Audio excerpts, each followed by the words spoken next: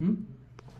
The patient name is Krishna Mondol, 30 years. Patient has been suffering from the left renal cortical cyst.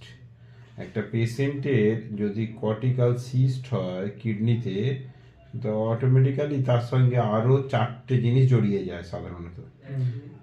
কিডনিতে পাথর, post void residual urine, cortical cyst, আর হয় কি ওর মধ্যে কিছু সময় হাইড্রোনেফ্রোসিস ডেভেলপ করে। কিন্তু সেক্ষেত্রে এখানে দুটো আছে, একটা হচ্ছে লেফট রেনাল কর্টিক্যাল সিস্ট, 2 নম্বর হচ্ছে তোমার রেসিডিয়াল urine, post void residual urine, যেটা আছে 12.23 সেন্টিমিটার।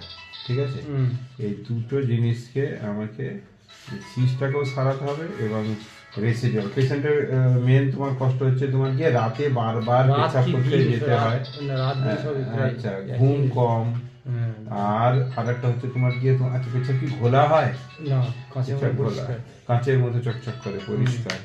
গায়ে কোনো আঁচিল টাচিল কোনো জায়গায় কোনো কিছু আছে? একটা আঁচিল হয়েছিল। হ্যাঁ, ওই যে আঁচিলের ইতিহাস রয়েছে। হ্যাঁ, কোথায় হয়েছিল?